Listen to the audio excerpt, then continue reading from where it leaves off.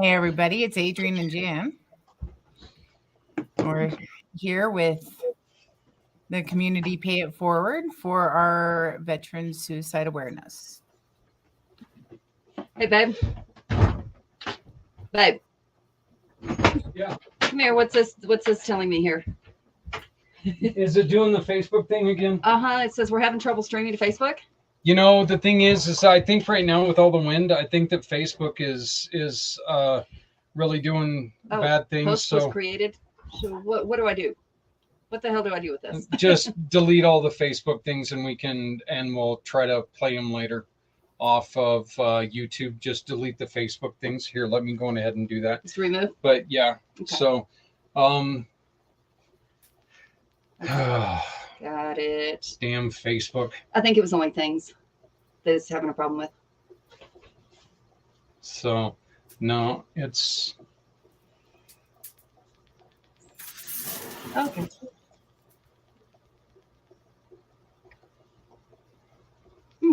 Nice. So we can go from there, though. Here, let's go on ahead and add... Okay. Oh, can't do that one, but let's add those. There you go. Okay, now we're on LinkedIn too. Yeah. There we go. Now you're all professional-like and stuff. Oh, don't count on that. It's us. Never. It's No. professional. Okay. So, our All right, topic is going to be... We are going to go ahead and we're going to do the post-traumatic mental health side of it. You know, what can result for, what results from post-traumatic? You have so many things that your mind can do and so many ways that it can go. And we can have a fractured mind. We can have a splintered mind. We can have a shattered mind. We can have a half chunk and broken mind. And how do you deal with that? Usually just go crazy. Right. You know, we focus a lot on, say the men in combat. And we have women in combat too. We have mothers, and we suffer from isolation, and we're in post-traumatic, and we have our own stresses. And yeah, I don't know. I've been going through so much with this, with a lot of people in my life. It's not just veterans. It's just post-traumatic in general, and not dealing with issues and not having enough resources in this country for anybody, whether you are a veteran or whether you are a civilian, whether you are a child, whether you are elderly, whether you are middle-aged. There is no help for anybody. No help. Now, we have a young man that has some violent outbursts and outbreaks and self-harm, and you call the hospital and they send, or you call the police and they send somebody de-escalate the situation. That's all. That's great. But they take him to a hospital after he says he's going to kill himself, and it's a 72-hour hold. In 4 hours, they call you and say, there's nothing wrong with him. Come get him. Right. And how many of our veterans go through that? They know how to work the system. And we all know how to work the system, really. I mean, it's not just our veterans that know how to work the system. I think all of us know how to work the system deep down inside. We know the right things to say. We know the right things to do. Mental health is just slipping through the cracks. It's awful. I feel bad for society as a whole. I feel bad for you. I feel bad for me, because what if I need help? Where do I turn to? I think a lot of it may have stemmed from maybe where drug use is so common right now. They just say, you know what? They're on drugs. That's their problem. They're on drugs. There's nothing we can do for them. Right. Or, well, why are they on the drugs? And that leads back to this world's forgotten what empathy is. This world's forgotten what caring about the next human being is, and their mental status, and looking out for each other. I mean, mental health is not just a government issue. It's not just a one person issue. It's a society issue. It's a world issue right now. And we've felt nothing but isolation, and our isolations lead us to nothing. these people that were in their homes, these veterans and these civilians are in their homes with mental health disorders, and depression that maybe has gone undiagnosed for how long. Maybe you have a case of schizophrenia or bipolar. You have your manic episodes and you have your down episodes. Maybe you have trauma that you never knew about, but your self-isolation has brought you to this moment. There's no hope, it seems, for anybody. Yeah. And Anybody. even if there is, by the time you realize it, you're one of two ways. You're either going to commit suicide or you just don't give a crap what happens to anybody. And Right. both are dangerous.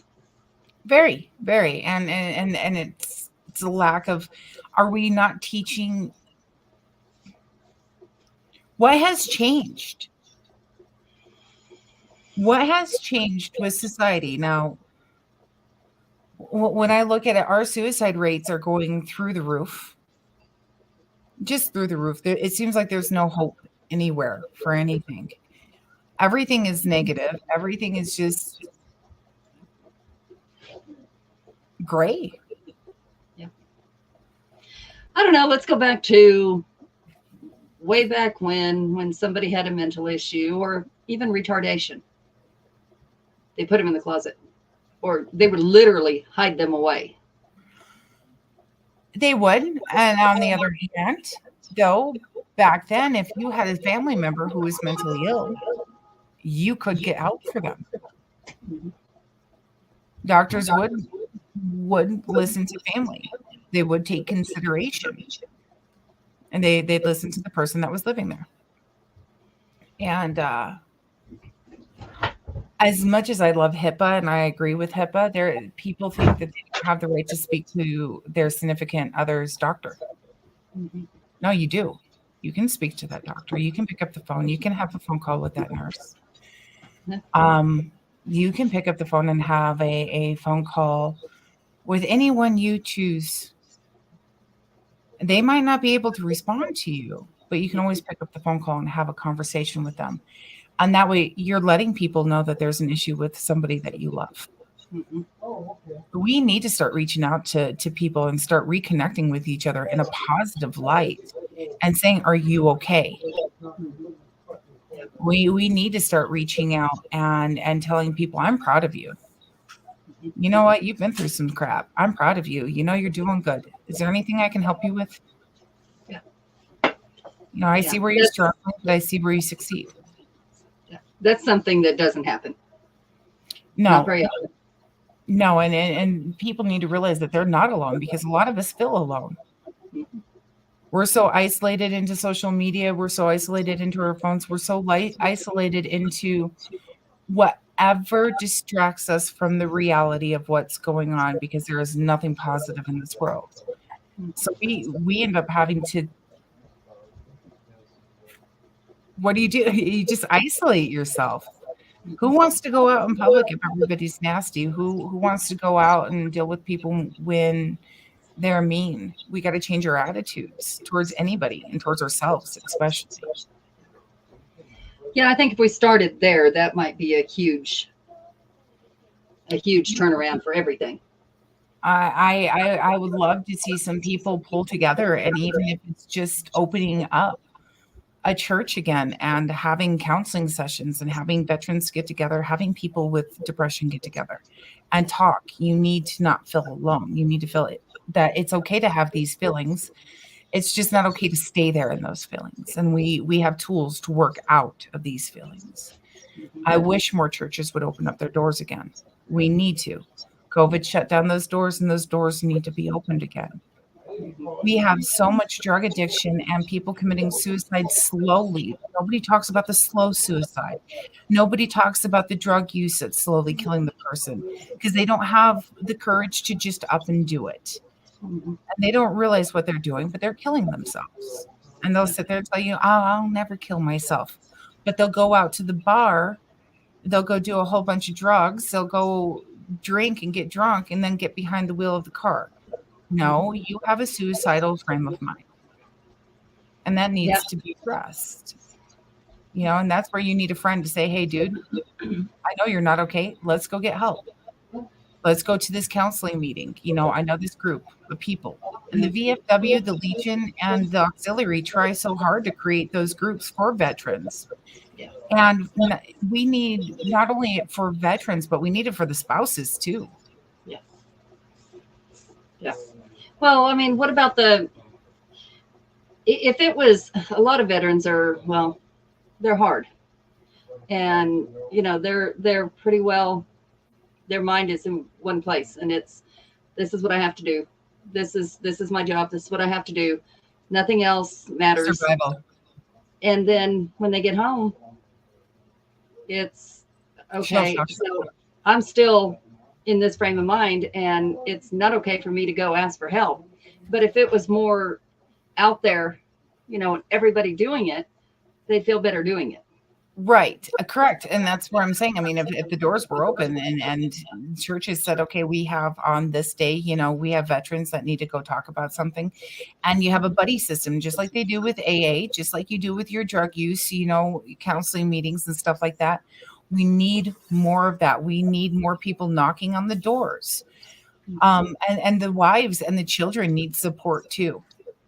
I do believe if we could get the wives and the children support, and husbands, the spouses, if we can get spouses and children support, they'd be able to support their spouse better and get them help as well.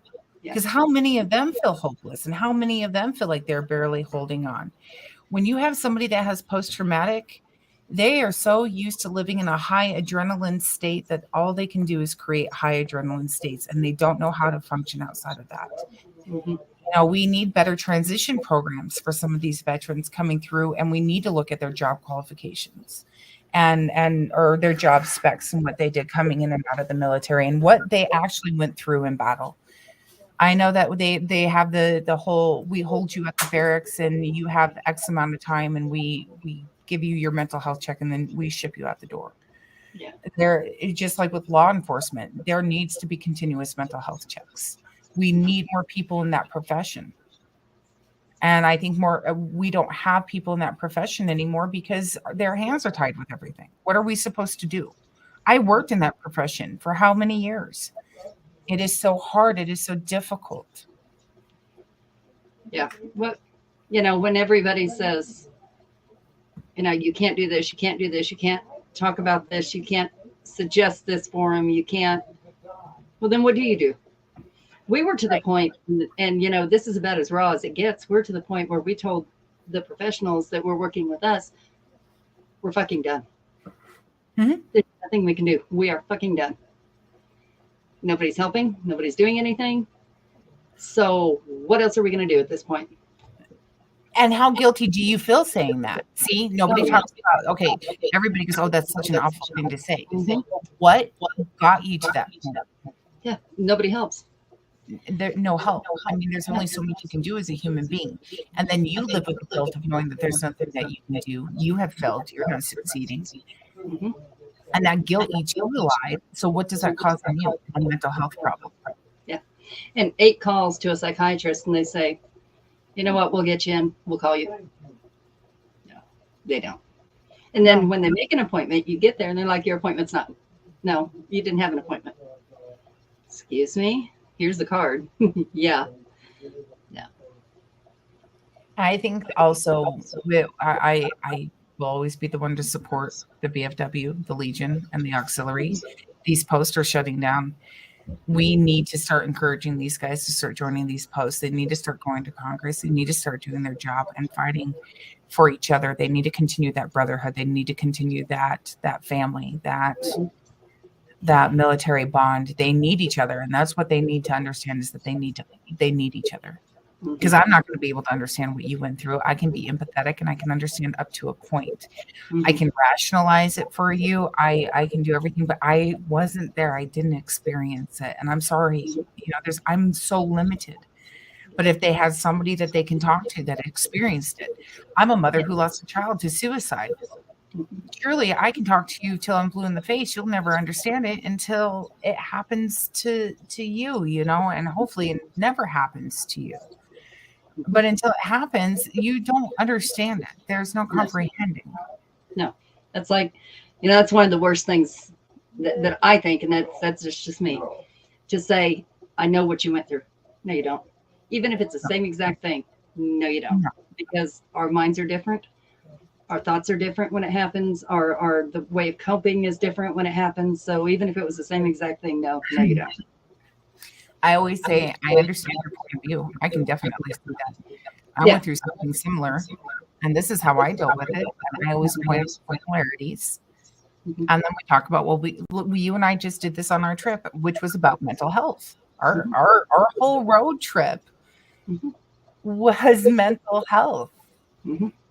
and struggling to get somebody I love so very much help, that I'm stonewalled at every chance. And I'm Mhm. fortunate, and we're all fortunate in this situation, that we're all on the same page and we're all working together. But it took how long to get this far, and Mhm. look at how far it took to get this far, and look at how much effort it took to get to this point.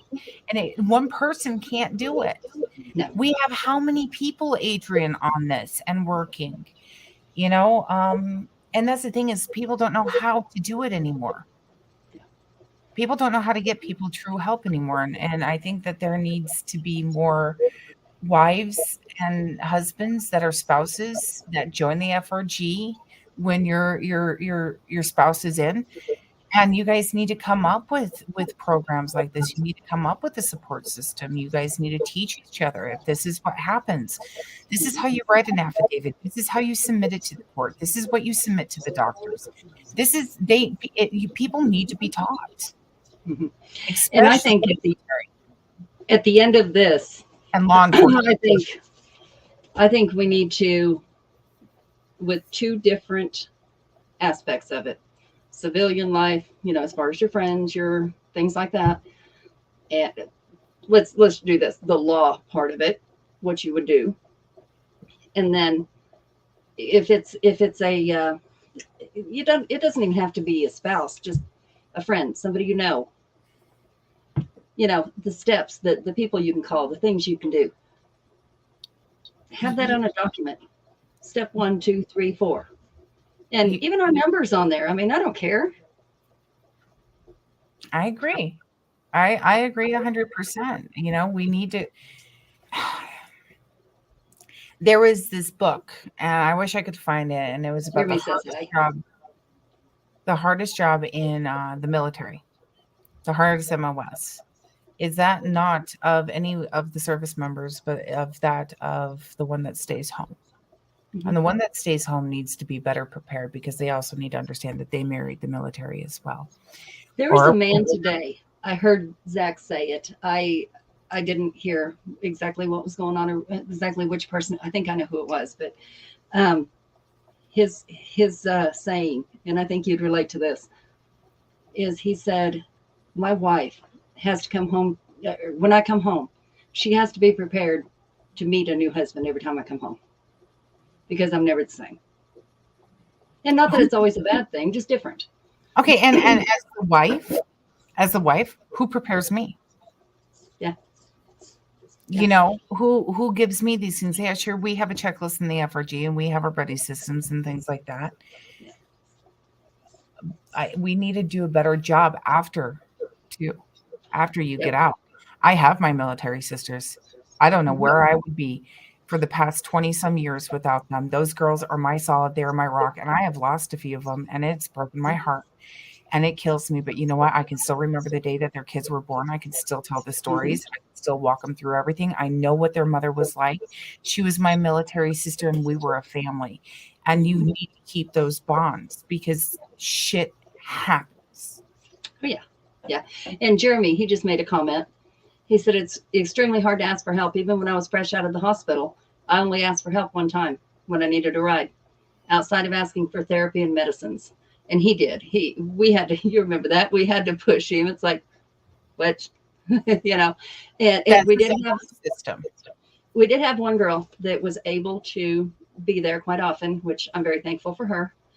Um, but, really outside of that, you really had to check in on him, because we don't know. We didn't know his frame of mind. We didn't know, I was worried. I was terrified. Yeah. And, you know, I didn't say that to him until much later, but, you know, it's, I did, you know, you said that and I called him like, hey, you know, maybe somebody's seeing something I'm not, because I might be too close to the situation. I've been talking to you every day. So what's going on?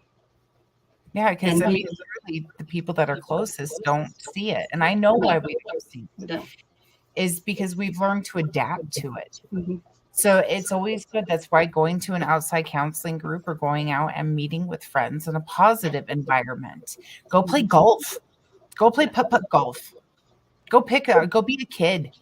Go hang out at a park. Go play tackle football. Go get some physical activity. Go get some fresh air. Go hang out with the boys. Go hang out with the girls. Go do something, you know, but stay close to your military family. Get together, you know, relive those memories in a positive light, because not everything was negative out of that experience. No. You guys went through some crap, but really pull back some of those funny stories. Remember when Hernandez did this, or remember when, you know, so-and-so did that, or, hey, you know what I miss about him? He had the best mac and cheese recipe, you know, or, you know, when we used to still, you know, the WWF WrestleMania or whatever the big monthly thing was off the black box, we'd all get together at the house and we'd all, you know, have a potluck. You know, remember when we rolled pennies, you know, living in Hawaii trying to buy cigarettes and we were like 18, you know, like go relive those fun memories. Don't live the crappy ones. You can touch on the crappy ones, and it's healthy to touch on the crappy ones because you process it every single time, and it is healthy to talk about it, and you do need to talk about it. And I encourage you to talk about it with the people that you go through with it. I mean, just no matter how you feel about the person, they went through the same thing and they're feeling similar to you. Just because what do they different doesn't mean that. Yeah. What do they have for like people that aren't married to a military person, or, you know, I mean, as far as I think they can also join the VFW, things like that, and help them too, right? They don't have to be a spouse. No. So the ladies auxiliary has now opened up to be the auxiliary. So just as long as your loved one, you have a direct relation, has served overseas, you can join the auxiliary. The VFW, you have had to have served overseas, and then the Legion's open. So join it. We have enough to fill that VFW slot. We have enough to fill all those posts and to create even more. You know, fill that auxiliary. That auxiliary is your support system. If you are a family member and if you are a spouse, join that auxiliary and support that Legion and support that VFW. Support these people. I mean, that goes for law enforcement too. You have fire department auxiliary. You have woman, you know, the spouse auxiliary for the fire department and law enforcement. I encourage that too. I encourage this for law enforcement all the way around, border patrol, military, whatever it is. Your emergency response and your first response needs therapy too. They need your support. This is not the time to turn our backs on them. This is the time where we got to dig down deep and we got to tell these guys that we're proud of them and we support them because they've got their backs against the wall. Oh yeah. And we're all terrified. Yeah. And, you know, they hear so much of what is going on, or, you know, you don't like this race, or you do this to this race, or, and it's not even it's like, there was something, I don't even remember what state, but it was a minority that went against, you know, not a minority. And so it turned into a big thing. Come on. It's a criminal's a criminal. They took him down. And sure, there are bad ones out there. Of course there are. But the good ones usually band against them and push them on out. Right. And that's the ownership. That's the therapy. That's the. I feel so bad for law enforcement. How many times do these guys watch somebody get beaten down over and over and over? It's awful. Do you know that you're going to go back to that house 2 days later and you don't know if that woman's going to be dead or if they're going to be alive or what condition situation they're going to be in, or that child. Why? Because there is no mental health help. So if there's no mental health help for you, and there's no mental health help for me, or for the veterans, where's the law enforcement supposed to go? Yeah. Yeah. You know, and it's tragic. More law enforcement. We're going to have an uptick in law enforcement and military suicides if something doesn't happen right now, and we need to support these people. Yeah, right before the show, Zach said the last count was in 2021. That was the actual last one of 81 a day. But that's civilian. That's everything. That's just across the board. And it's more now. You know, and look at the drug use. I mean, look at the rate of alcoholism. Look at the rate of addiction. Look at the rate of self-harm. Look at the rate of this. Look at the rate of that. It all leads to suicide. It all does. A fractured mind is a fractured mind, and it's a broken mind. And if we can't find the place to go heal. Yeah. And that's part of the problem is nobody wants to go when it first starts because they're like, you know, it's just phase I'm going through, or that's what they're told. Or, you know, they don't have a friend like I have that says, bitch, look at what's going on. You know, let's sit and talk about this a minute. Does this sound like, or somebody tells a story. Somebody goes, the hell? Oh yeah. Let's tell this story. Does that sound familiar? It's like, oh shit. Right. But check your friends. If a lot of people don't have that because either their friends are too scared to say it or they just don't care enough to say it. If you love somebody, there is no excuse. There is no if, ands, or buts. Love is unconditional, and you do what it takes to help that person. And you have to be honest with that person, and you have to be real with that person every step of the way, no matter what. And then if you are the person that is getting real, you have to hold no judgment at all. That is my best advice. And you love them, and you love them through that moment, and you have to love them enough because they don't love themselves enough in that moment. And you have to give them that little bit of extra. You want that person. When we embarked on our mental health journey, my ex-husband, who's military, asked me something. And he said, "Why are you doing this, Janice?" And I said, "I know that I cannot save her, but the only thing I can do is help her save herself. And if I can't even help her save herself, I know that I laid eyes on the situation. I can confirm what is going on and pick up and go." Adrian and I just picked up and go. I got a phone call. I called her. You know what? It doesn't matter about your job. It doesn't matter what's going on. You have somebody that you love. You need to go help that person. That person is alone. You put yourself in that person's shoes. When I showed up on that person's doorstep, they might not have been exactly happy to see me, but deep down inside, they know that I showed up because I love them and I care, and I was going to make a stand for it. Don't be talk, be action. I don't want to hear your bark. Show me how bad your bite is and go help that friend. Go put your money where your mouth is, you know, because I tell everybody I would do it in a heartbeat for you.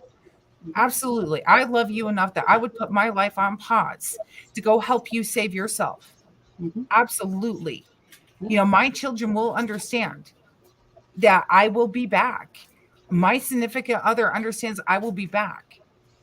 And I have their support. And if you have a spouse that's like that, you need to support that spouse. Don't make it overboard and make it a legit cause. Don't be like, oh, I think they're going to do it. No, you have your solid facts, you get your stuff together, you get your shit, and you go. That way you can be there and you can write a statement and say, I laid eyes on the situation. It's not just hearsay. You put it down on paper and you submit it. You submit it to everybody. When I wrote my affidavit on this, I submitted it to everyone. Everyone. I don't care if you submit it to the doctors, lawyers, courts. I don't care who you submit it to. You submit it to their adult services. You submit it to anybody that you can get a hold of. You submit it, and you make it clear that you are in fear of that person endangering themselves. You repeat it, of harming others. They have the capability of doing this, and you lay out why, Mhm. and you Then repeat. when you submit it, you CC so that they know everybody else got it too. Because if they're the only ones that think they got it, it's just going to go under the table. Oh yeah, okay, we'll deal with it later, and it Pick up moves the on. phone and call. Pick up the phone and call. Kind of like when you used to do job interviews. You'd pick up the phone and call, right? Pick up the phone and call. Because if you don't call, emails go unnoticed. Mm-hmm. Make a stand. Be about action. Be about it. As my kids say. Just be about it. Yeah. And you did what you needed to do and got it done. And be Still had a good time. right. And be honest with yourself on what you can handle. I was honest. I said, you know what, Adrian, I can't do this by myself.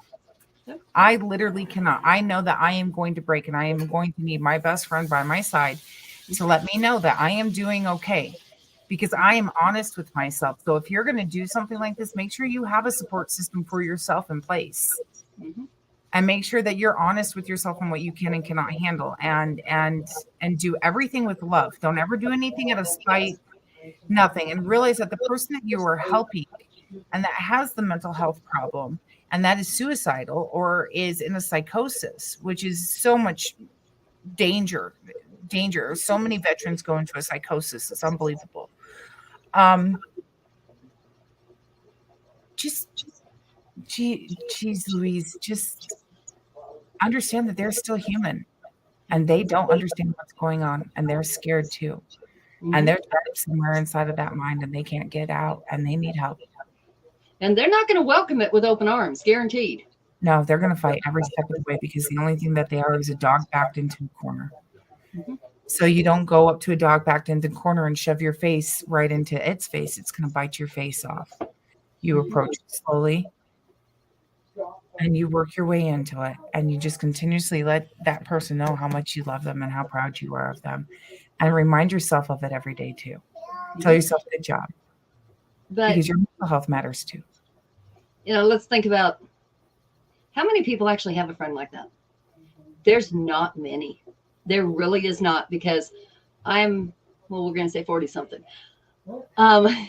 Until I met you, that didn't exist. That didn't exist. Because people haven't been taught community. Community, pay it forward. It doesn't take one person, it takes a community. Mm-hmm. And it takes a community to be empathetic and to grow empathy and to learn.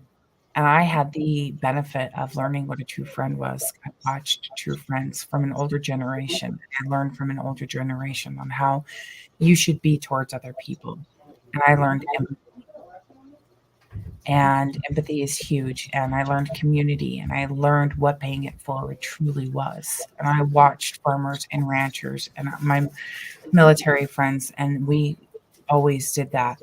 So for me, I've never known what it's like to not be that type of friend. And I don't know what it's like to not strive for that type of friend. Well, those of us that didn't grow up that way at all. Of course, I grew up in church, and yes, those could be some of the most judgmental, sadistic people that you ever see. And in our little community, it wasn't quite like that. But you hear, oh, look at this or look at her. So I figured everybody's that way. So that's how I grew up. And then I was like, oh shit, that can be turned around too. And you got some real hard life lessons real quick. And you made a good point. And change needs to start with us. Mm-hmm. It's a cliche and everybody says it, but change truly needs to start with you internally. You need to heal you, and you need to love you first. Don't toss away your past. You and I argue about this. You don't delete the pictures. You don't do this. You don't do that. Your past happened. let's deal with it. Let's talk about it. Okay. You know what? You're sitting right in front of me. Good job. Yeah. I don't care if you were homeless and you were on the street and you haven't showered for 6 months and you are still living. Yeah. Good job. I am proud of you. Now, what's the next step? Yeah. You know what's your next goal? You know, how do we move up out of this? And work with the person. Yeah. And every baby step that they take, tell them good job and remind yourself good job too. Mhm. You know, if somebody is awoken the next day and they have made that effort, good job. Mhm. You know, Yep. I'm proud of you. And we see that everywhere. I mean, and they touched on that today. I was listening to part of it. Homelessness. How did they get there? Why are they there? I've heard 1,000 excuses from some people of, oh, well, I can't get my, Social Security card. I can't get my, okay, I understand that is difficult. I do get that. Because anybody who's been through a house fire or had something stolen, yes, it's difficult. It is not easy to get all that stuff. And you do need that for a job. Mhm. But what about these people that, come by and say, I'll pay you X amount for coming and helping with the yard or whatever. And they would rather stand on the street. That's not that they don't want to. I think some people, I don't know everybody's situation, but some people it's because It's easy. and they're not committed to anything because they don't know if they're going to live tomorrow and they don't care if they do. Well, and then you have the people that just stand on the street corner and they're not really homeless and Right. they're being peddled. So how do you know if you're truly helping somebody or not? You have the people that come up to you in Walmart and ask you to buy roses or something like that. And I'm the type of person, I look for their handler. Okay, because I'm not stupid. I know what's going on. I grew up in New Mexico on the border. I know what's up. So I'm looking for their handler, and my spouse is looking at me like, oh no, we're not doing this. And I'm like, yeah, we're doing this. We're going to find this SOB. And I will find that handler and I will make sure that I know what they are driving. And I will, law enforcement, there's human trafficking and stuff like that. So homelessness, some of it around here for us is not even homelessness. It's just people wanting to make money. And that drives me crazy. And that's another thing is people that are using the system are getting away with it. And we need to make that stop because the people that truly need it. Right. And I am tired of seeing tent city. Okay. I am tired of seeing the homelessness. All right. I am sick of it. We need to clean it up and we need to figure it out. And you know what? We used to have programs where they used to work and they used to make money picking up trash on the sides of the roads, cleaning up the parks, doing this, doing that. Why can't they do that anymore? You can't just give somebody. I have a saying in my house: if you teach a man how to fish, he will go play with his fly all day. Mm-hmm. Okay? That means a couple of different things in my home. Yeah. But truthfully, you look at it from the standpoint, you got to teach them how to fish. You got to make them earn something. You got to give them motivation, because if you just give something to somebody all the time, it's just there's no worth. There's no self-worth. Yep. And I think that that's what's wrong with today's society is everything is given and there is no self-worth with earning it. So we need to give these people motivation. How do you motivate these people? Well, you need to start by cleaning up the people that aren't really in need, or you know what I mean, and put them in jail and make them pay a price. And then turn around and help these people. And if you want to build a homeless shelter, that's beautiful. But don't just build a homeless shelter and expect them to sleep there. What are they going to do for a job? Why can't we have a mission-like thing anymore? Mm-hmm. Yeah. Why can't they earn their bed and have a garden? And I'm not saying it because I want them to work. No, I want them to have self-worth. Yeah. I want them to have something to motivate them to wake up the next morning going, you know what? I found out I just like cooking. I'm living at this homeless shelter. I've had nothing to look forward to my whole life. I'm getting these counseling services and I'm growing my own food with these guys and I'm creating a bond with them. We have addiction therapy centers instead of putting them on the streets and letting them do drugs on the streets.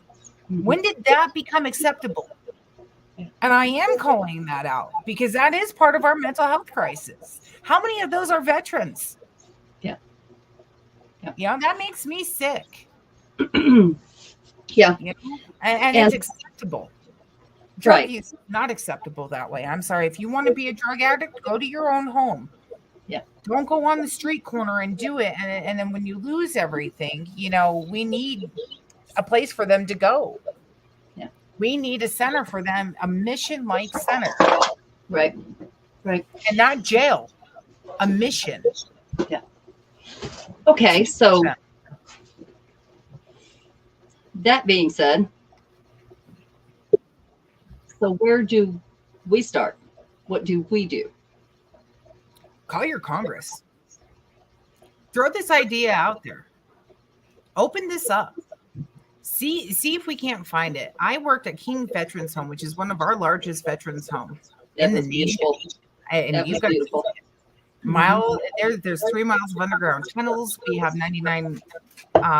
We have just about 1,000 residents, members, not residents. Its own members. town. It's its own town. It has its own zip code. It has its own this. It has its own that.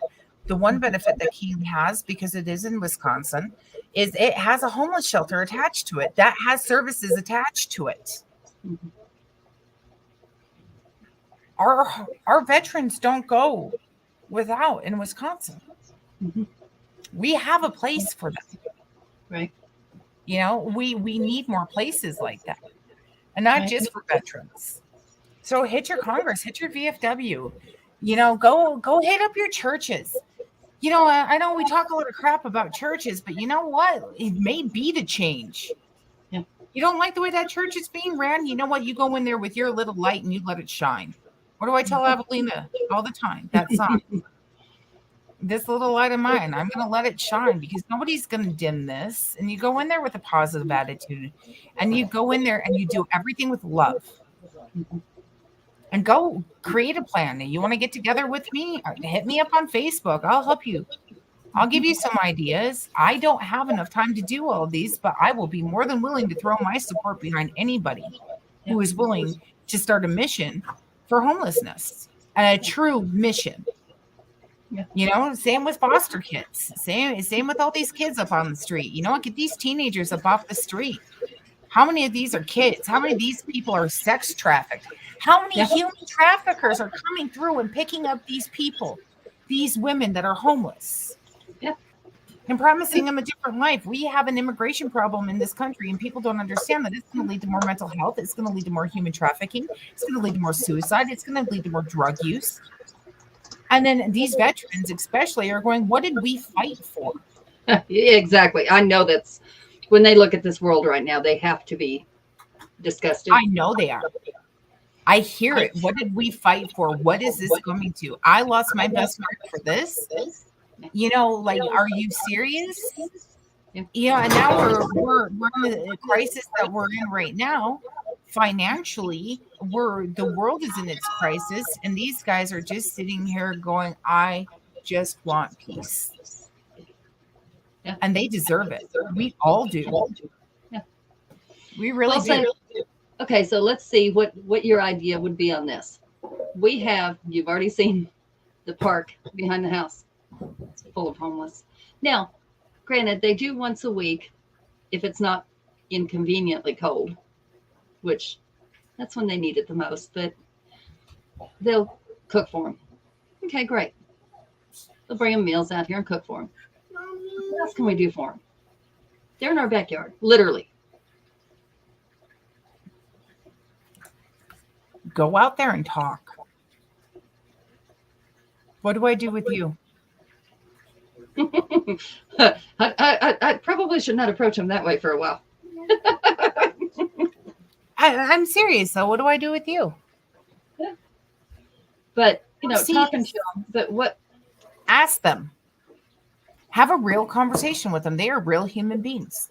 Oh yeah, Most most of them are really give sweet. you their story. They'll give you their story, but ask them, what could we do to help you motivate yourself? What do you need? You need food. You need shelter. And get some honest opinions. Your homelessness have ideas. Do you think that they want to live in a tent city? The true No, ones? they don't. No, No, they they don't. don't. And you can separate it out. If they have mental health issues and they need special counseling, you can go to this mission. If you have addiction, you can go to this mission. If you are homeless and you have post traumatic, you can go to this one. If you were homeless and you were battered, you can go to this one. If you were a child, you can go to this one. We used to have those types of places. Oh yeah. Oh yeah. We need them again, and they don't need to be government ran. They need to be church ran. They need to be community ran, not government ran. Don't look at the government for help. I wish I had enough money to pull together to buy a place and start this and to show people how it works. I did it with kids. I did it with troubled kids. If I can do it with troubled kids, I can do it with troubled adults. Mhm. Because we're all just troubled kids deep down inside. Yeah. That's where it started. Yeah, childhood trauma. And then you just pile more trauma into it, and then you just pile more trauma into it. And you're right. People didn't learn how to be a community because we were latchkey kids. My generation to your generation were latchkey kids. They came home to no mom. They came home to no dad. But we came home to MTV, right? And we came home to the real world. And we came home to married children. Mhm. Yeah. So who raised us? Yeah. Well, yeah, some of us got locked out until mom came home. Right. So that led to running around places you shouldn't be going. Who was there? Nobody was there at home. Mm-hmm. Whether you lost a parent or whether your parents were divorced or both of them were working, we fractured our families. We fractured our home. And when we fractured our home and we fractured our families, we fractured the church and we fractured us as a society, as human beings. We fractured our kingdom, our specific animal kingdom. We created an unbalance because we have this thing called intelligence and free will. And we think that we are smarter than our basic genetic programming of being animals. Mm-hmm. And that's where we lost our empathy and we lost our ability to care for one another and to We care did. about what genocide is. And we stopped teaching and you stop teaching and you stop caring. Yeah. You start making everything dangerous and everything's too hard to talk about. So it just gets shoved underneath the rug. Well, somebody, sweetheart, is going to come by and then it's going to be a big lump underneath that rug, and it's going to need to be dealt with. Well, there's nothing to deal with it. I don't know. It's an endless cycle. It is. It is. But, we have a couple of different mentalities from what I see just on Facebook. One is, fuck it, we can't do anything about it anyway. Mm-hmm. The other is, let's just make fun of them. That's the good thing to do. Let's just make fun of them. So it makes us feel better. Okay, I am big on prayer. Okay, I believe no matter what you believe, you pray. All right, whether you meditate, whether you do anything or not, right? What kills me is the people that go, I'm going to pray for this. Absolutely, pray for it. But what else are you going to do about it? Don't expect God to come down and just wave his magic hand. No, he gave us free will, okay? And he expects us to fix it. It's kind of like when you have two kids and they're fighting. They have to learn how to work it out, or they're not going to learn how to work it out with anybody else, right? So what do? Do you just let them continue to fight and do the same thing over and over I again? picked one up and the other one up by the back of the shirt, put him out the back door and said, don't come back till it's fixed. Not one hit was hit. It come back fixed. That's right. So what do you think that God's doing? You're sending up all of your complaints. You're sending up all of this. When's the last time you were grateful for everything around you? And I'm going to preach. Screw it. I'm going to preach right now. Be grateful for what is around you. Be grateful for the fact that we are still breathing. All right. Be thankful for the fact that we are still free.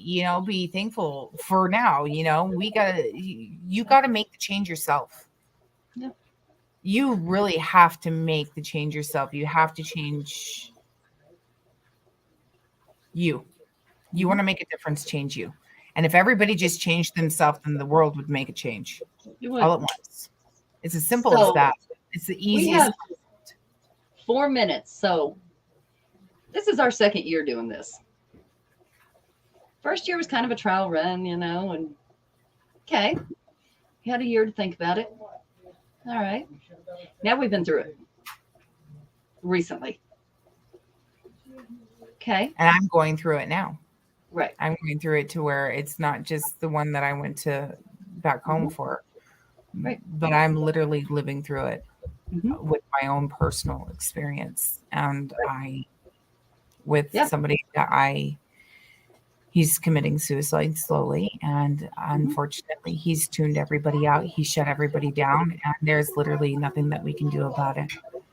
And there comes a point where we have to take a deep breath and we have to go, okay, we just have to love him where he's at. We love him enough to say, okay, and it's hard. And in this case with me, I have to be the support for this point. So between now and next year, let's see what we can do. Let's see. I don't want another wife in this predicament. I don't want another wife in my predicament. No. I don't want another mother in her predicament. I don't want this for anybody. Or a mother in the predicament you were in a few years That's ago. I have lost all the way around. This is not the place to be. So let's see between now and next year what we can do. And we can come back here and say what we did. I think this year is going to be kind of rough, but I'm moving closer and maybe we can start getting something in the works. Yep. And I would love to hear back from anybody out there. If you guys have an idea on how to start a mission and how to start something like this legally, and we can get it going, a community garden, whatever it takes. Have every community have a garden for your homeless and your veterans and have these services out there. Let's start these counseling services again. Let's open these church doors and let's fill these congregations. Let's start there. That's what I'm going to do. I think I've already started it. I've hit that church door again. Hit that church door, make the positive light. I don't care how you feel about the church. If you go in there with the good intentions and you go in there with your light and you go in there with enough people and enough people walk through those doors again, change will happen. Yep. All right. So let's see what we can do.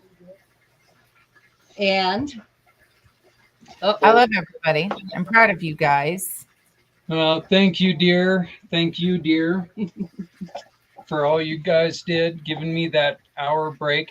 I'm going to be honest with you. That hour was the shortest damn hour of the day. Did you blink and it went by, baby? Yeah, pretty much. I think I went and I took out the trash and watched Eleni pick up after the dog because I couldn't move. She goes, "Do you smell that?" And I'm like going, "Oh God, no." No, it's not me this time. No, thank God it was a big dog, not this dog. So, but I want to thank you, ladies, for bringing your thoughts and everything to this, because, like I said, it's important that this is something that every single one of us take part in. This is. It affects everyone. It's not a you thing. It's not a me thing. It's a we thing. We need to make sure that we take care of each other and take care of others who need our help. So I greatly appreciate you guys all being here. Zach, I appreciate everything you do. Thank you. Thank you very, very much for everything. Well, this is what we're going to be doing this until we lose no more.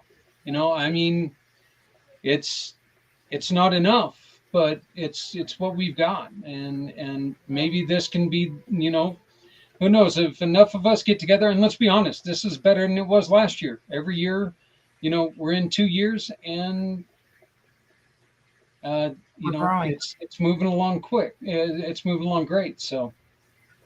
Well, for everybody watching, I love you guys where you're at. Remember to love yourselves first. And I'm proud of you for making it through the day. And I'm proud of you for tomorrow morning when you wake up. And I'll love you then. And I love you guys. Zach, Adrian. We love you, and we will talk to you soon. All right, proud of you guys. All right, let's do this. We're proud of you because you're pushing everybody. I try. I Yes, try. you You guys have a blessed night. You too. All right, everyone. That was my wife and Jan, and we are now being joined. In which, of course, I got to change my name, but um, uh, yeah, I don't care for right now. I'm so tired. That's been a long day. I'll be Adrian for a couple minutes, but being joined by great friend to the program, Eileen Jones, and new friend to the program, Paula Westbrook. How are you two doing? I'm doing great today. Doing Yeah. good, thank you. Yeah, Paula, we are going to start with you because you were introduced to us by Eileen, and you recently suffered a loss, and you said something to me the other night that really stuck in my head, and it was about, and I think it's really poignant, and I was wondering if you can kind of repeat what we were talking about. Well, thank you for having me. Um, well, November 30th, I lost my best friend, my my sister. I mean, she and I weren't biologically related, but we were as close as sisters could be. Um, my my friend Kathleen took her life. She shot herself, and I found her about an hour and a half later. And Kathleen suffered for years uh, with PTSD, bipolar, depression. Most people, when they think of veterans in crisis, they think about the guy down the street that's got an arsenal of weapons hiding in a closet somewhere, and at some point having some sort of police standoff, and that's not who Kathleen was at all. Kathleen was probably the most beautiful, kind soul and gentle soul that I ever knew. I was a better person for knowing her. And Kathleen, you know, like I said, she gave to everybody, and when she would walk into a room, the room would light up and everybody would just gravitate towards her because she had just that kind of energy, you know. So, everybody thinks about, these vets, oh, well, you can spot it. No, you can't. Most of the time, you can't. And if you think, well, I can tell if they're going to do it or not, no, you won't. In my experience, and I've lost two friends now due to suicide that are vets. And it was an impulse in the moment. A lot of people said, oh, she's been planning it for weeks. She's been planning it weeks. Let me tell you something. There's another thing I have learned about having friends that are vets. They plan their whole lives to die. All right. Everything's always organized. Everything's always in its place. Everything's labeled. Everybody that they're leaving things to, everything, all the instructions are always out there. Kathleen bought a gun that Friday before her death and didn't tell me. Kathleen was never one to own a gun, but I think she knew that, well, she'd been having some trouble with her neighbors, and she'd been talking about it for a while, getting a gun for protection. I didn't think much of it, but she bought a gun on Friday. And when that following Wednesday, she took her own life. Kathleen was in the best place that she had been in a long time. She was in a new relationship. She started a new job. She'd just gotten a new puppy who she was totally in love with. She was so happy. And like I said, I don't think it was a week in the planning or anything like that. In fact, I often wonder if it were in the house, would she have done it? She had her good days, she had her bad days. But, you know, I also think she was, and I've talked to this to some other friends of mine that work in the psych field.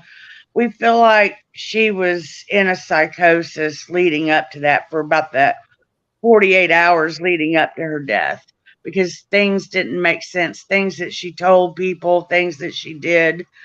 And she and I talked every single day. The day before her death was the first time I had not talked to her. All right, that day. And she left me the funniest message joking around on video chat at 4 a.m. that morning before her death, which that wasn't uncommon, because we're night owls and stuff. So, a lot of times we are up at that time, but we'd leave each other messages. And as far as I knew, she had gone to work. And I thought, well, I'll just get a hold of her when she got off work. And when she got off, at 5 o'clock came around, and I started messaging her and calling her, and I was like, where are you? This is not like you. And and then it rolled into 7 o'clock that night. I still hadn't heard anything. So yeah, I started to panic. So I went over there. I had a key to the apartment, and I opened the door, and she had one of these things on the door that jammed the door, so you couldn't get in. Well, I saw that she was on the couch, and I knew she wasn't responding, so I called 911. And then after I got the phone with 911, I kicked the door in and got in, and that's when I found her. Didn't even realize what she had done at first.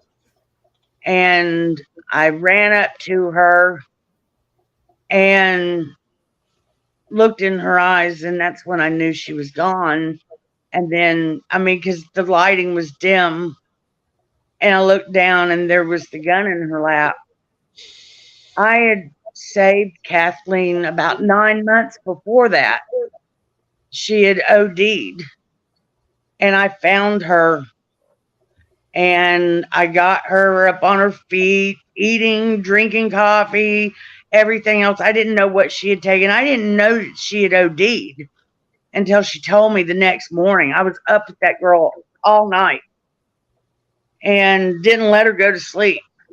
And then it was the next day she admitted to what she had done. So anyway, like I said, you're not going to see it coming. A lot of times they're not going to give you any kind of hint. You're not going to see the telltale signs. They're not going to act psychotic. They're not going to have a standoff with the cops. She was, it was just, she decided to just pick that gun up and take her life. It was just that quick. She did have everything set out, and she had a to-do list for me. Paula, water the plants. Paula, take care of Traveler. Paula, the mailbox key is here. Make sure you gather the mail. Tell my daughter I love her. It was a to-do list, like she was going out of town. Of course, I didn't see that note. Till after, the police showed her daughter, and then her daughter showed it to me. But she got all that together like she was fixing to take a trip, sat on that couch, and took her life. It's all in that moment. Yeah, it's not we had somebody earlier, and I'm sorry to interrupt you. We had somebody earlier, and I want to get your opinion on this, because you're the words in the moment really ring true here. If they've got these new gun locks, gun cases that take and lock, and photographs for people that you have to look at that photograph before you unlock the gun case. In this situation, do you think that could have helped? No. She loved Traveler. That was her puppy. She had Traveler with her. She didn't put Traveler in another room. She had Traveler with her. He was sleeping next to her body. Okay, she loved that little dog. And and when she was in that moment, she wasn't thinking about Traveler. She wasn't thinking about me. She wasn't thinking about her daughter or her boyfriend or anybody else. It was a robotic motion. Okay. You can put a lock on a box. She would have unlocked it, got it out, and sat it next to her until she got ready. I was blowing up her phone. She knew I was trying to contact her. That's a moving picture there. You know, it wouldn't have helped in Kathleen's situation. I don't think. There are, and first off, my heart breaks for you. It truly does. It's a very very tough story for you to tell. I can see that. It's a very hard story for us to hear, but these are the kind of stories that we need people to understand that this is not, this your friend could be any of us, any veteran out there who's Yeah. contemplating that, what, things are bad right now and we need to, maybe I can't go through with this. One of the points that we're trying to make on this day is you're leaving behind people who care, who love you. You may think that your life is better or people's lives are better without you, but that's not true. That's, No. statement I made earlier, and Eileen, I want to bring you in on this statement I made earlier that I really, I didn't mean to be smart or anything. You know me, that's it's hard for me to be smart anyway. But you know, no matter how softly you walk, you're still going to leave footprints. And Mhm. people who think they have nothing, they're still people who care. You have your own connection to military service. Yes. Can you go on ahead and let us know? So now my son, well, of course, being raised by someone in the Air Force who did suffer from PTSD from Vietnam. My son actually graduated into the Marines several years, well, 5 years ago now or something. And one thing you never think about is not just when you see war. Yes, is it more 20 times more traumatic? Yes, but you there was actually a kid on at Paris Island during boot camp that committed suicide. And it's because now obviously there was a lot more going on with him than just boot camp itself, but it's when a lot of these people join the military, they're still babies. And a lot of times it's their first time away from home. It's their first time, away from mom. And also it's mama's first time or daddy's first time away from their kids. And it is a lot of a lot of anguish both sides. And then you've got sometimes they don't get to come home. They go straight off to Japan or wherever, and they don't see their parents for weeks. And so I think a lot of times that loneliness builds into them at the beginning, and it kind of goes from there a lot of times. I know my father, he was very abusive not long after Vietnam. And I learned real quick that when you've got military people, you don't tiptoe through the house. I used to try to sneak in the house. You don't tiptoe. You make as much noise as possible. They are trained to focus on someone who's trying to sneak around. And I just like your friend Paula, I can't fathom that type of mentality that your brain does not shut off when you go to sleep. I've had another friend of mine that would wake up and, I mean, just try to fight in the middle of the night.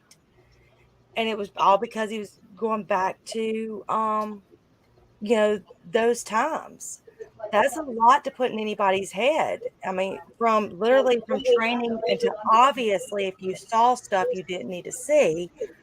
And I get that. I mean, they're doing that for us. And so we need to do stuff for them. I go to the VA to go see my dad. He's at the nursing home up here at the VA hospital. And there are so many of those vets who don't have family or loved ones that come and visit. Several years back, I went and got a bunch of just socks, deodorant, toothbrushes, things like that, and just gave little gift bags to everyone that I got with the nurses because my dad's been there for like 8 or 9 years. But I said, who doesn't have family that comes to see them? And I made now, of course, if they had roommates, I made sure that the roommate got some, but I made sure everyone who didn't have family had just a little care package, because sometimes we forget about them sometimes, and that's got to stop. You know, we're treating this, because this is our second year. We're treating this kind of like it's a holiday or something like that. But this is just a wake up day. Is really what this is. And I agree with you, Eileen. I truly do. This is, and Paula, I also agree with you on, you know what? Anybody who calls and says that, you can tell when somebody's going to snap, BS. No, you can't. Most of the times it's the ones that do that. Yeah, there's times I'm the biggest jerk on earth. That doesn't mean I'm going to snap. It means I'm in a bad freaking mood. That's all it means. It doesn't, there's times I'm depressed. It happens. We can't tell unless they tell us. And look, they're not going to tell you if they don't feel comfortable. You know that, Paula. We discussed this. They are trained to shut up and take it. And this isn't the days of MacArthur and Patton when you used to get slapped around for being a wimp. We're not in those days, but we're still in the days of, you've got this stigma, you've got this thing that I'm tougher because I'm in the service. That doesn't mean that they don't want to be loved. That doesn't mean that they don't want people to listen, right?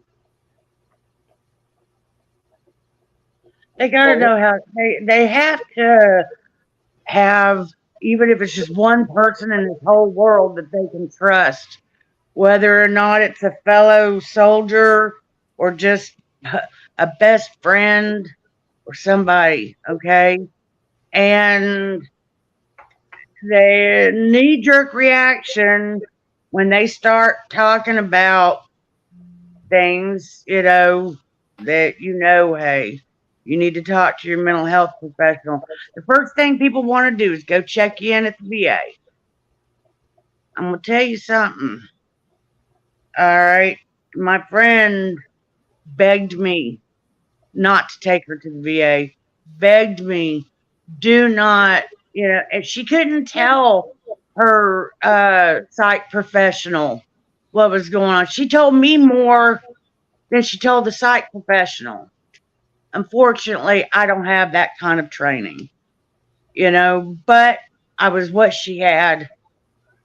And in the end, in a way, that was a double-edged sword, because in the end, if she had talked to me that last 24 hours, she knew I would have picked up on things, and she was going through, whatever it was mentally, but I always knew when she was off. She was bipolar. And when she was, on one of her highs, I was the only one that could bring her off that high. talk her down for making serious life altering decisions sometimes. But they need just that one person. But the thing about it is, we need to make sure they're taking their medicines. I've, when I had to, when they cleaned Kathleen's apartment, uh, we had to clean it after her death. But I let her family in, to go through her effects, they found that she had about 4 months worth of mood stabilizers that she hadn't been taking. Why wouldn't anybody on top of that? How come?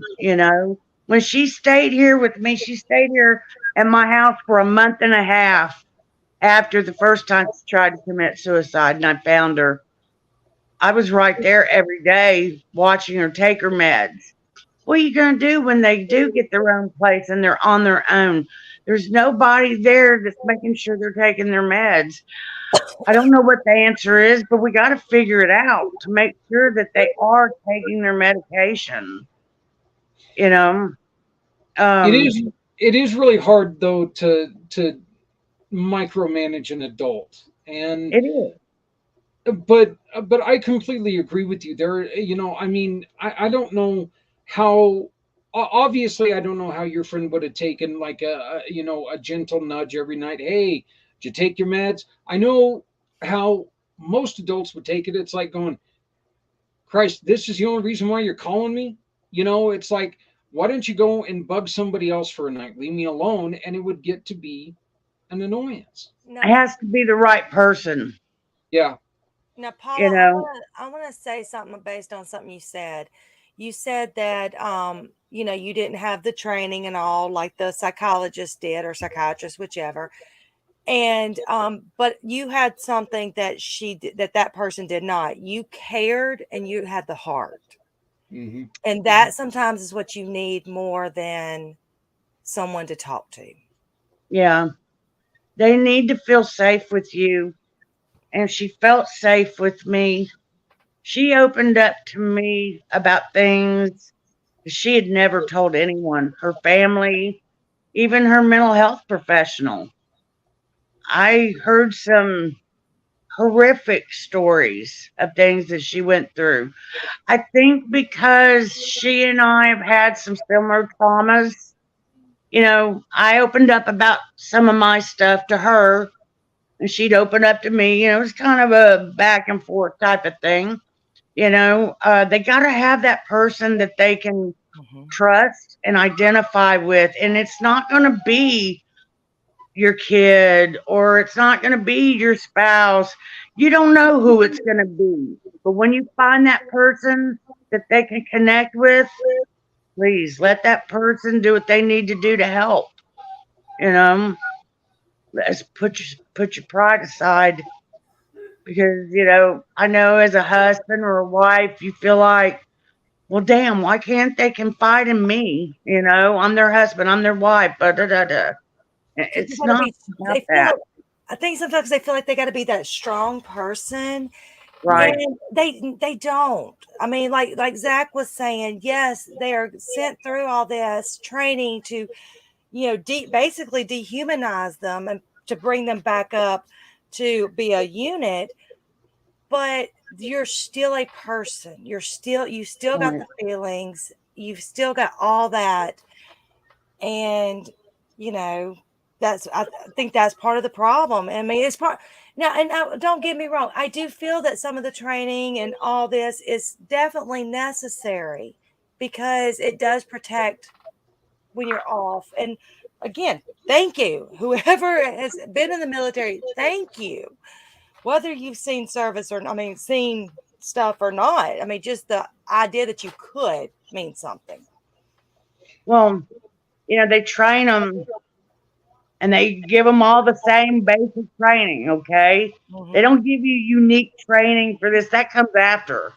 Okay, and then they go and they do their service and then they come home and they're done with the military.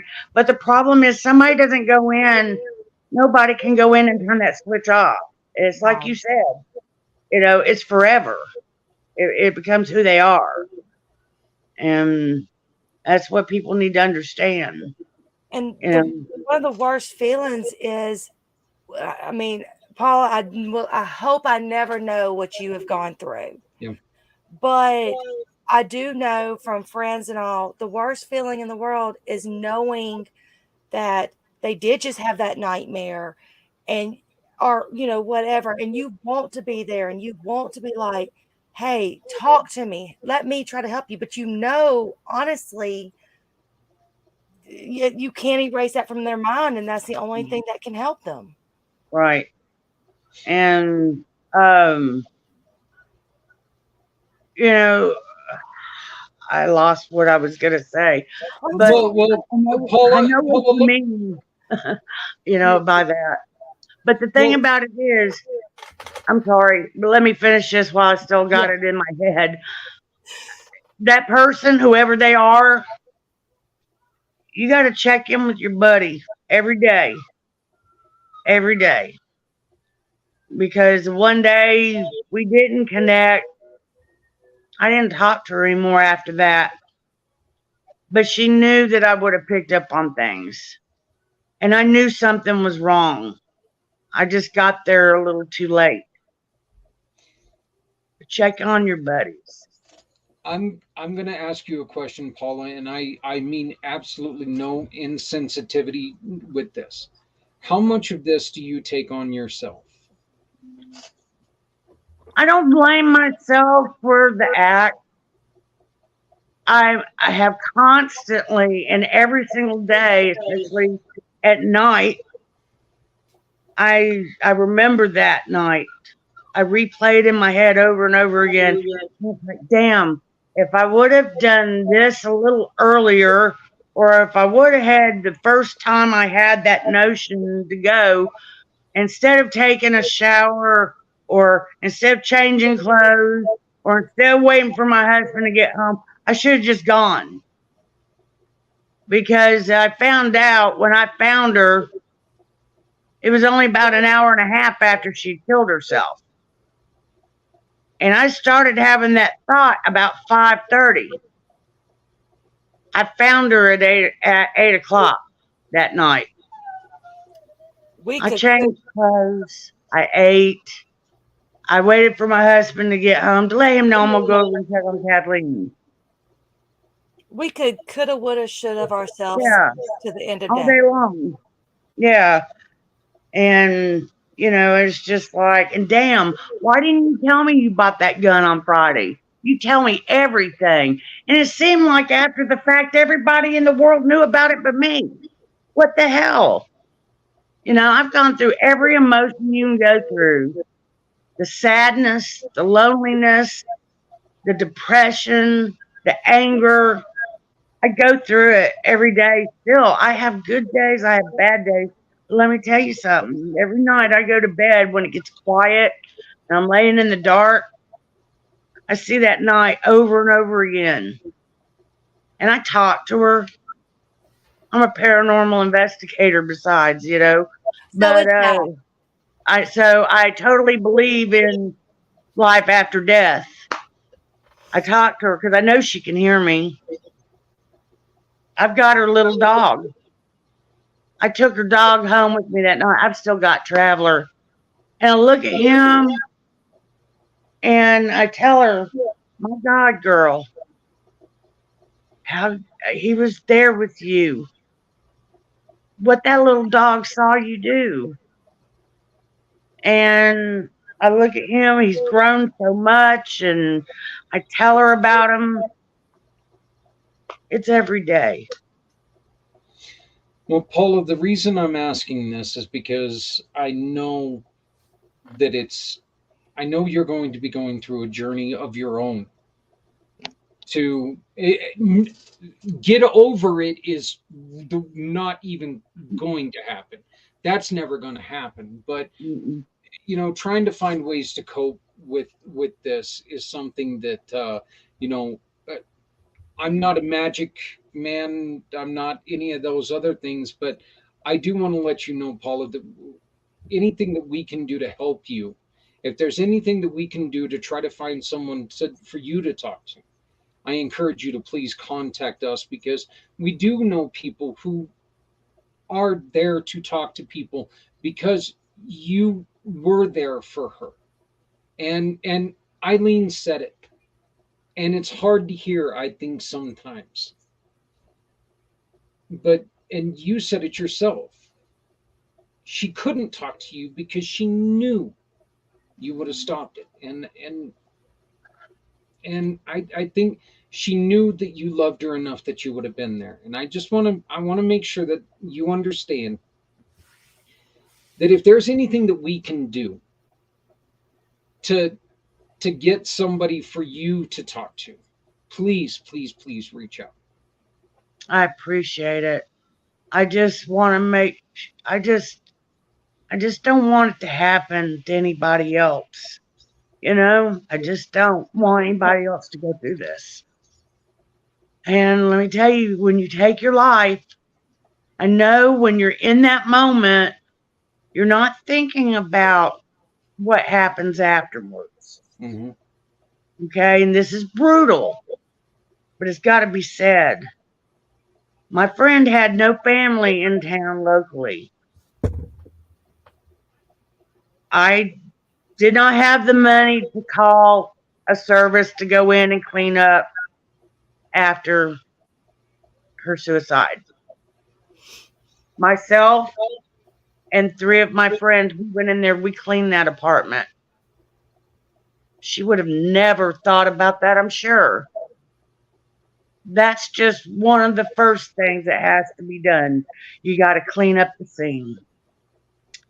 And then you got to contact the family. You got to contact the friends. And then you're having to make decisions. I mean, I was having to make decisions because there was no family. The funeral home was calling me, what do we do? What do we do? Do we embalm or what do we do? You know? And it's like, it's very overwhelming. That first 72 hours after her death, I mean, was like a dream state. I didn't sleep because I was constantly on the phone with family, constantly on the phone with this arrangement, that arrangement. It's overwhelming, especially for the person who found you. And if they're having to do all that on top of it, okay, I know what you mean. You know, it's in the moment. You're not thinking about that. But you know what? If I had to make a suggestion, and I know a lot of people, you know, I keep a gun for protection. That's fine. But keep that gun out of your sight. Keep it in a gun safe. Keep the lock on it. Maybe not have it loaded. Maybe have the ammo in a separate place. I know for those of you that have weapons for self-protection or like, well, that defeats the purpose. But if you're a vet and you know you've got this condition, these are things you got to do. Okay, let's make you go through a few extra steps. The picture, I guess the picture, you know, to look at is fine. But when they're in that state, when they're in that frame of mind, it's not happening. It's not going to make a difference. But if it makes it a little inconvenience, maybe it buys a few extra minutes or something, you know, before that friend can get over there or whatever. I don't know. I mean, I don't have any answers and I don't have any sage advice for anybody. I can only tell you what I went through and and the things that she went through. Well, and Well, maybe this is one of those times that they can kind of make those locks a little bit more difficult to open. You know, I mean, look, you know what it's like when you go out and it's cold and you're trying to get into your damn car and the key won't open the door right away. You're just like, you know, doing anything and everything to, you know, but you get that frustration. You know, I mean, yeah, I'm half joking about this, but seriously, maybe there's something that they can do to double lock it or something to make them act, you know, make it, put that extra second of thought into this. Because, and you're right, I'm pro pro-gun. I'm pro-gun because I'm pro-constitution. All right. I'm I am pro-gun too. because I'm pro-constitution. But here's the thing: there is nothing wrong with your suggestion that, you know what, my gun is here, my clip is there, still in the same room. It doesn't defeat any purpose. Well, I can tell you that, I mean, okay, I'm supposed to say something I've never really said, but I have contemplated it before.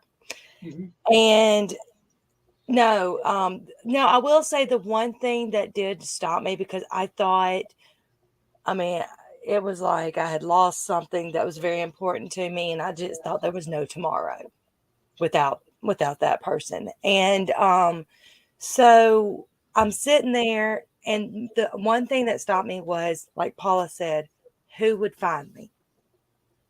What, now mine was not going to be by, because I'm, you know, mom, I had different ways I was going to do it, but I was like, who would have to find me? Who would have to live with that the rest of their lives?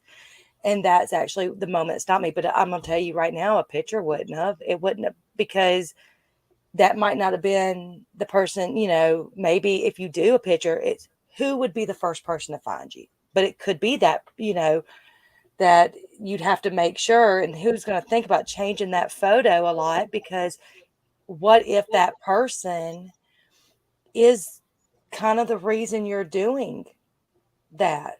Would it push you more into it? Hmm. I agree. So, It could be a trigger in itself, right. but she didn't expect for me to find her. She had one of those burglar bar things that go up underneath the doorknob like a chair would. And of course, she knew I had a key.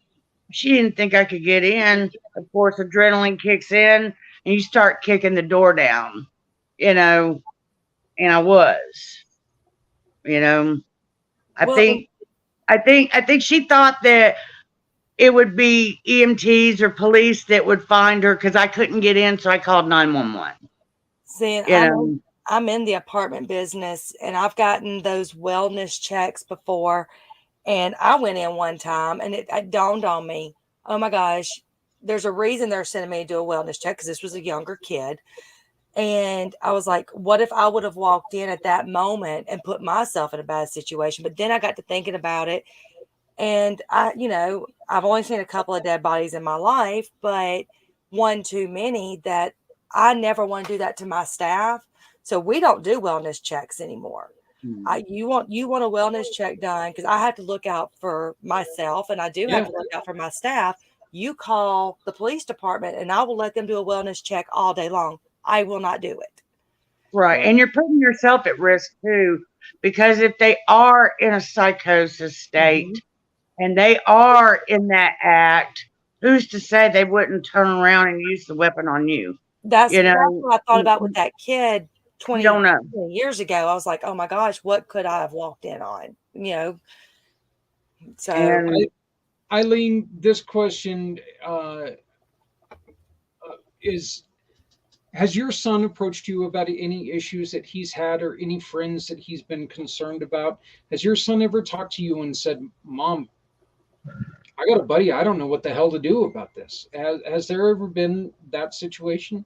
not so much him. My son's a very quiet, which with the military, actually, I thought was going to, it brought it out where he was more of a extrovert after the Marines, after he graduated, but he became an introvert again. So he doesn't talk a lot, but he does have a friend that has already been,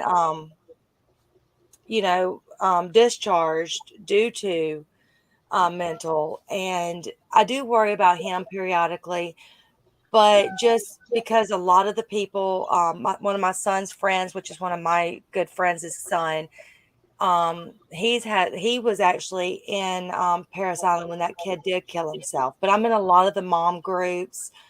And it's one of those things that's hard for me to leave the mom groups, even though my son, it's been years, because I do see where they're talking about it in the moms group, where they get these letters from home, and a lot of them stay after the kids go somewhere else. And so as moms, we just kind of talk each other through it.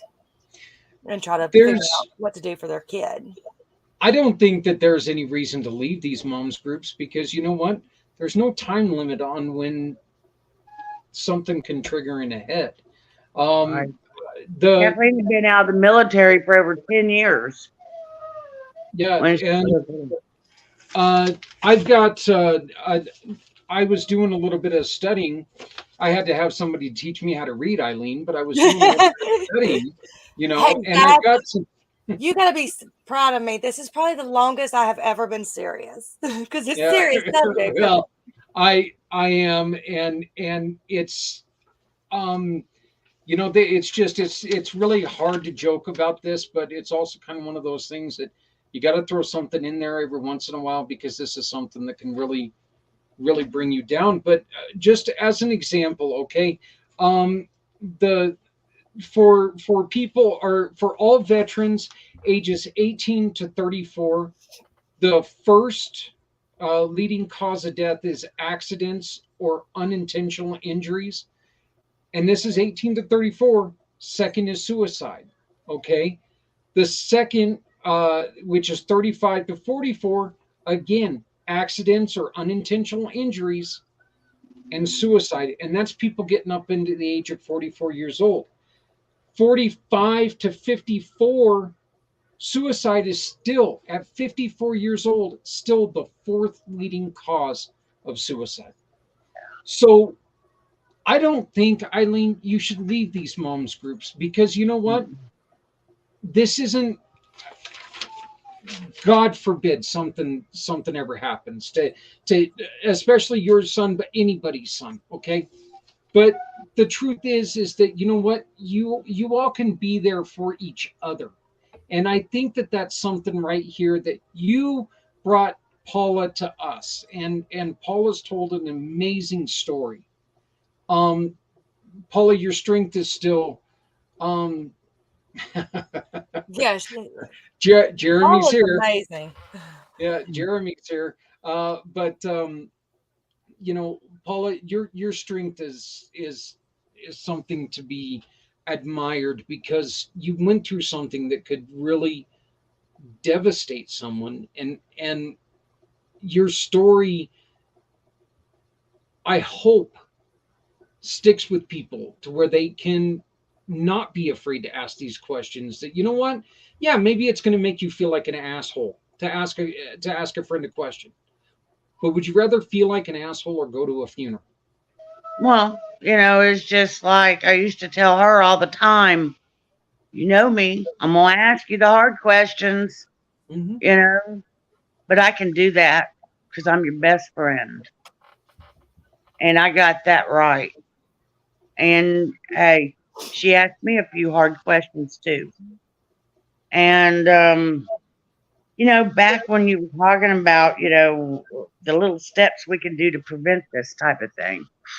Another thing, and this is what I do for myself, because I'll admit I've had those tendencies myself Yeah. because of some of the things I've been through, and that's one of the reasons me and Kathleen connected so strongly is because of similar backgrounds. I keep my gun in my house, but I never touch that gun unless I mean to use it. I don't keep that gun in my sight, but I never touch that gun, because let me tell you what happens.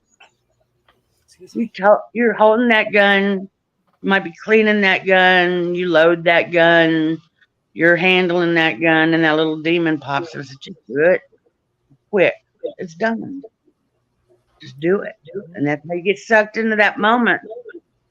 Don't touch or look at that gun. Don't handle that gun unless you plan on defending yourself against somebody breaking into your house, or somebody, is threatening a loved one. But other than that, don't touch that gun. Don't look at that gun. And when you take it out and clean it, you make sure there's a house full there. All right? Just so you don't slip into that moment. You put that gun back up and you forget about that gun. And That's just something that I do. I don't know if it'll work for anybody else, but that's just me. Now, I will tell you one thing that I've just, I have had, not with military and all, but I have had several friends take their own lives. One telltale, and I think the main reason why she could not call you that day is because probably the last words you would have said to her was, I love you. And a lot of times, those three simple words can change a whole situation. And I think she knew she would not be able to go through with it if she heard those words from you and you would have said them. I mean, me and Paula don't really know each other. We've talked several times, but something in me tells me you would have said those words getting off the phone with her. every day. And ever since I found her that first time, not only was it I love you, but I love you and I need you. Mm-hmm. That's how we ended our conversations. I But it's love you normally and I need you. the ones that are, like you were saying earlier, everyone's like, oh, they're going to announce they're going to do this. You're going to see all this. It's normally being quiet. Sometimes you'll start seeing them kind of get their life together where everything starts falling into place to help others.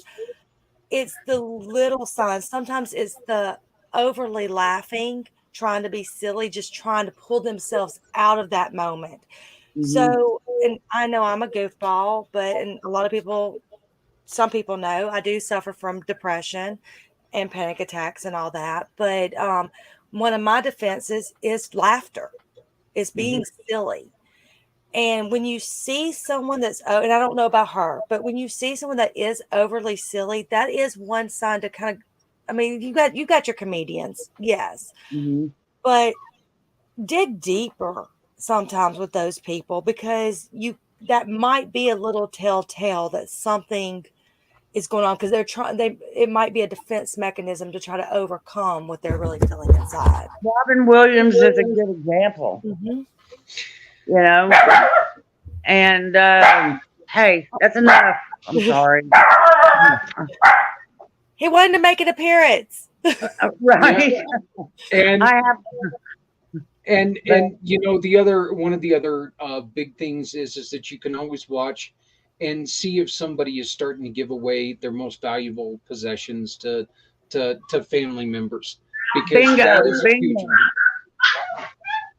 I'm gonna tell you what she was doing the last couple of weeks. And she'd had some financial issues. And anyway, she had some financial issues. And she was selling off everything. And it was stuff she had just bought like Mhm. a month or two before, furniture, nice things.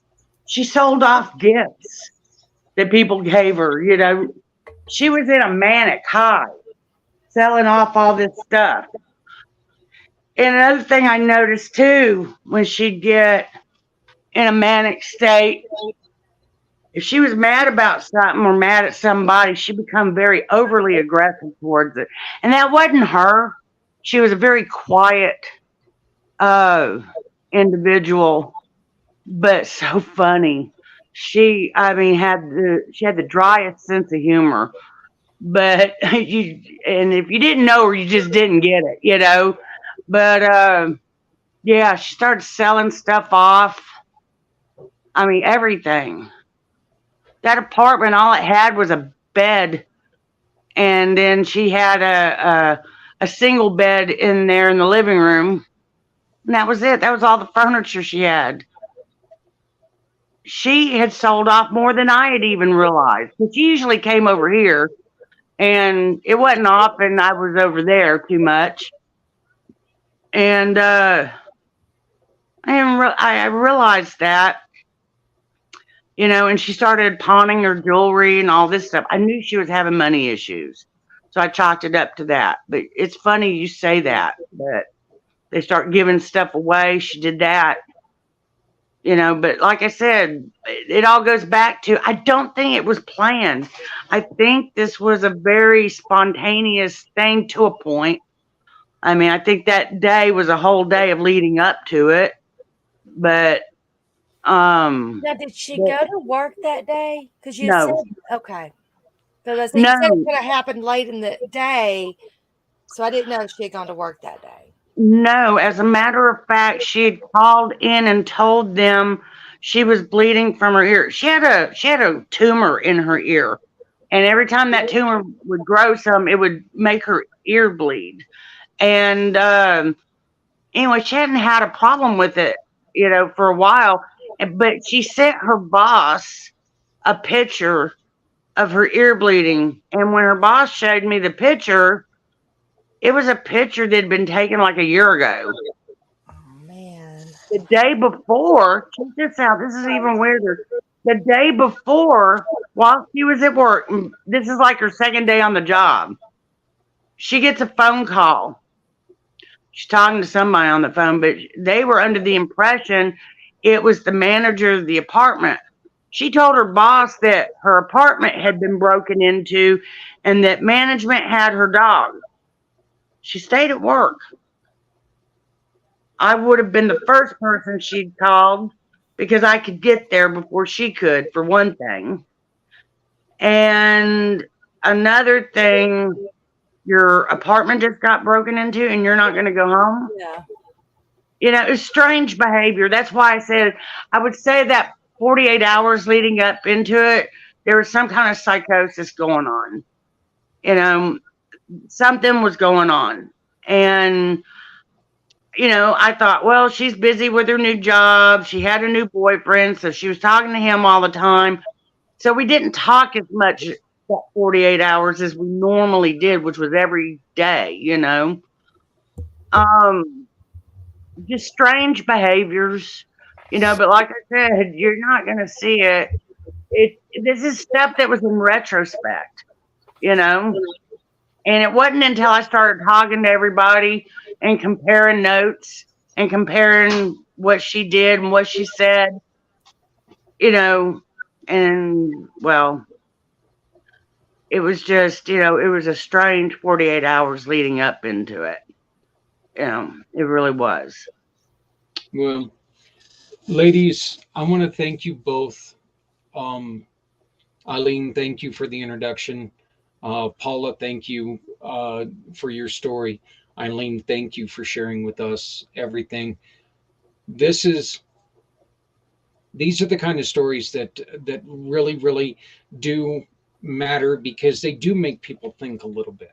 You're right.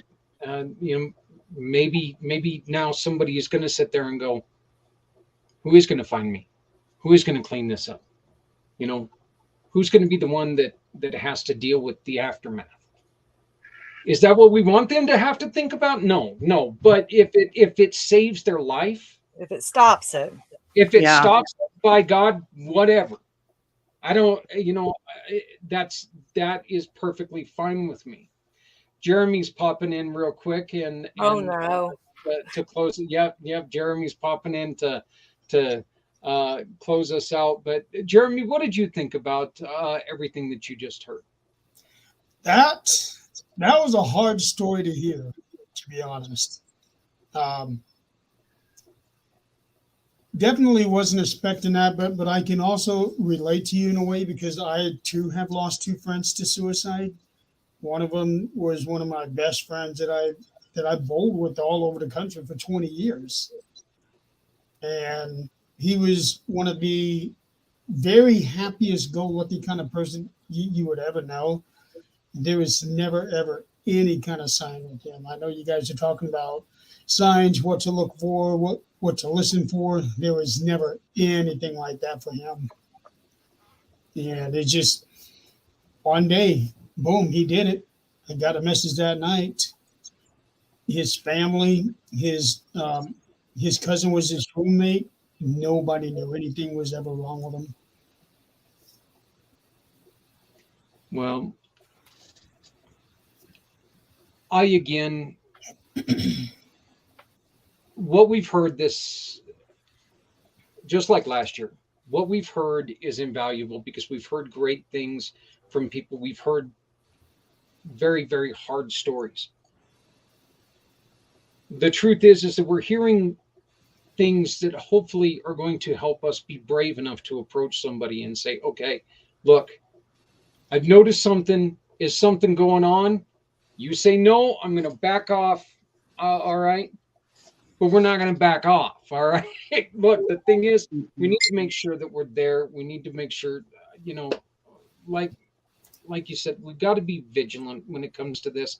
If you think there's a problem, is this where we go through? If it walks like a duck, if it quacks like a duck, you know, do we really need to start being even more super vigilant when it comes to things like this? Because suicide is something that, look, it's up everywhere. It's up everywhere. It's not just in the military side. 2020 was the last time I saw any stats, but 81 people a day were taking their own lives, and that was in 2020. That was the last updated thing I saw.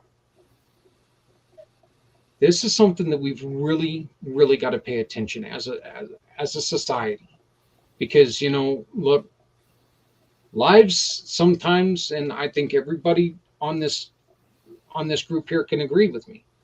There's some time in life that life just freaking sucks. Mm-hmm. Just know that if you're gone, life is going to suck a hell of a lot more for a lot of people. Yep. Ladies, thank you so much for joining us.